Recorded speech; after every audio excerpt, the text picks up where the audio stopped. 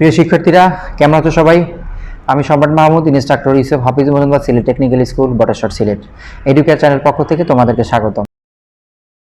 Machine shop প্র্যাকটিসের 25তম সেশনে আমি যে বিষয়টা নিয়ে কথা বলবো সেই বিষয়টা হচ্ছে আইডেন্টিফাই অফ হ্যান্ড টুলস, অর্থাৎ কোনগুলো হ্যান্ড টুলস সেগুলো সম্বন্ধে আমি তোমাদেরকে বলবো। আমি আগেও বলেছি টুলস মূলত দুই প্রকার, হ্যান্ড টুলস এবং পাওয়ার টুলস।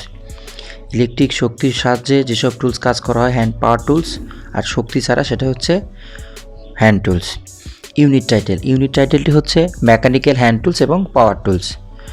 ইউনিটের বর্ণনা: এই ইউনিট পাঠ করলে মেকানিক্যাল হ্যান্ড টুলস, পাওয়ার টুলসের জন্য প্রয়োজনীয় জ্ঞান, দক্ষতা ও মনোভাব অর্জন করতে পারবে। মেশিন শপে ব্যবহৃত মেকানিক্যাল হ্যান্ড টুলস ও পাওয়ার টুলস সমূহের নাম, ব্যবহার ইত্যাদি। এছাড়াও জানতে পারবে job sheet, specification sheet, self check ইত্যাদি।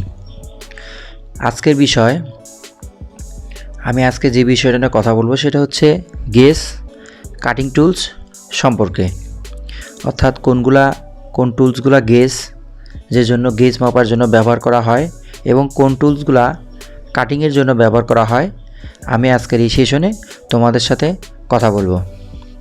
তো দেরি না করে চলে যাই আমাদের ক্লাসে।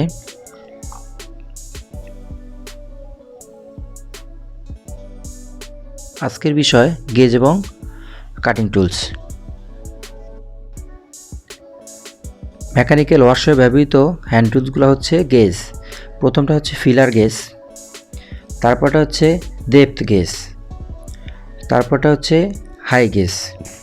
এগুলো মূলত সবগুলোই গেজ মাপার জন্য ব্যবহৃত করা হয়ে থাকে, হ্যান্ড টুলস এগুলা। তারপরে আছে হচ্ছে screw pitch gauge, wire gauge, গুনট, গো গেজ।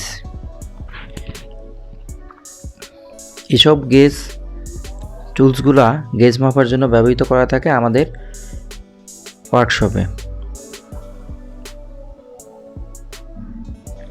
তারপরে কাটিং টুলসের ভেতরে আছে সিজেল, আছে হ্যাকসো, আছে পাইপ কাটার।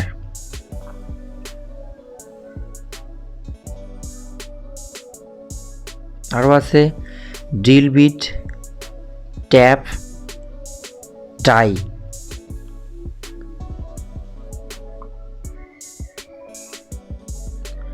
রিমার আছে, হলো পাঞ্চ আছে, টুল বিট আছে। এগুলো সবগুলি মূলত কাটিং টুলস আমাদের ওয়ার্কশপে ব্যবহৃত হয়ে থাকে। আগামী ক্লাসে আমরা শিখব বিভিন্ন প্রকার হ্যান্ড টুলস সম্পর্কে, বিভিন্ন প্রকার হ্যান্ড টুলসের নাম আগামী ক্লাসেও আমরা শিখব। তো পরবর্তী ক্লাস দেখার জন্য তোমাদেরকে সবাইকে আমন্ত্রণ রইল। ধন্যবাদ সকলকে।